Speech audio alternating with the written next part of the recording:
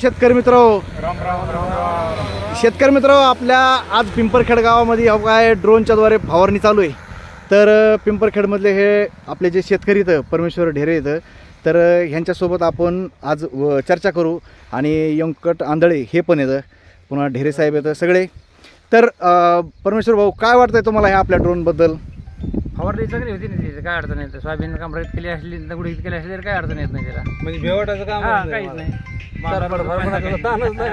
आणि एक विशेष तोडातोडी होत नाही, काही तोडातोडी नाही, पाण्याची दुसऱ्या फवाऱ्याला जार घेऊन मागं पळणं लागतं, त्या कडीला एकदा उडतो, ह्या कडीला एकदा मधात जास्तच पळणं लागतं ना। आता जे आपले सोयाबीनची उंची भरपूर वाढलेली, आता जवळपास तुमच्या मांडा इतकाल्या सोयाबीन सगळ्या जणांच्या मांडा इतकाल्या सोयाबीन वाढलेल्या आहेत। पण एवढ्या सोयाबीनमध्ये पण आपला ड्रोनच्या माध्यमातून फवारणी होती। हे तुम्हाला नवीन टेक्नॉलॉजी बघून काय वाटायला, काय बदल झालेत आता आपल्या देशामध्ये ह्या टेक्नॉलॉजीमध्ये? पहिल्यांदा तुम्ही कसं फवार आणतो ते?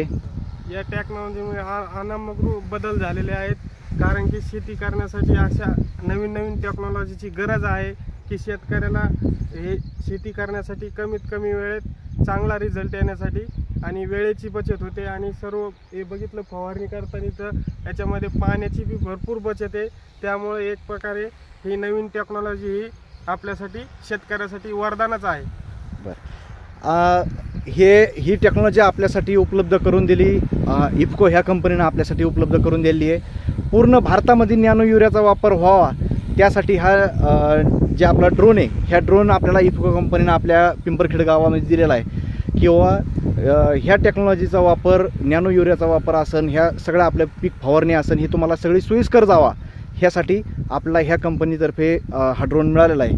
तर योगायोग आहे की अख्ख्या आपल्या घनसावंगी तालुक्यात आपले जे पिंपरखेड गाव आहे, हे अशाच एकट्या गावामध्ये अख्ख्या घनसावंगी तालुक्यात एका गावात आपल्याकडं ड्रोन आहे आणि ह्याचा आपण शेतकरी सगळेजण वापर करायलेत, ह्याचा मला पण एक आनंद आहे। आणि शेतकऱ्याच्या जे चेहरे आहेत ह्याच्यावरच एक आनंद वाटतोय, किंवा इतकी मोठमोठी सोयाबीन झाली, ऊसासारखं पीक असन, ह्याच्यावर ज्यावेळेस पाखोळी पडती, लोकरी मावा पडतोय, तर ह्या लोकरी माव्यासारख्या पिकाला आपण ऊस मोठा झाल्यावर आपल्याला फवारणी करता येत नाही, आतमध्ये घुसता येत नाही। पण आता ड्रोनच्या माध्यमातून आपण ऊसावर पण फवारणी घेऊ शकतो। हां, तर हे एक आपल्यासाठी ड्रोन हे माध्यम एक वरदान ठरलेलं आहे। तर बाकीच्या शेतकऱ्यासाठी काय सांगतात बरं भाऊ तुम्ही? सांगा भाऊ। प्रत्येक शेतकऱ्यांनी या टेक्नॉलॉजीचा उपयोग केला पाहिजे, कारण की प्रत्येकाकडे आता काही शेतकरी असे असतात की त्यांच्याकडे मनुष्यबळ कमी आहे, त्यावेळेस पाण्यासाठी लेबर बघा, लेबर भेट अशी आता सध्याची कंडिशन की लेबर टायमावर मिळत नाही पाण्यासाठी, यासाठी।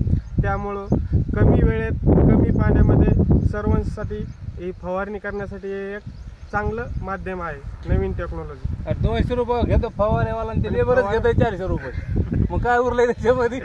हां, आणि 200 लेबर घ्यायला 400, आणि पुन्हा आता एवढं मोठाली सोयाबीन झाली, ह्याच्यात चुकाट्याचं भी वाटतंय, तर ह्यासाठी पण चांगलं आहे। तर शेतकरी मित्र, गावकरी आपला शेतकरी मित्र म्हणून माझं एक यूट्यूब चॅनल आहे, ह्या चॅनलला नक्की सबस्क्राईब करा, बेल आयकॉनचं बटन दाबून घंटीच्या चिन्हाला क्लिक करा, म्हणजे इथून पुढे येणारे माझे सगळे व्हिडिओ तुम्हाला पाहायला मिळतील। तर शेतकरी मित्रांनो, व्हिडिओ पाहिल्याबद्दल धन्यवाद। राम राम।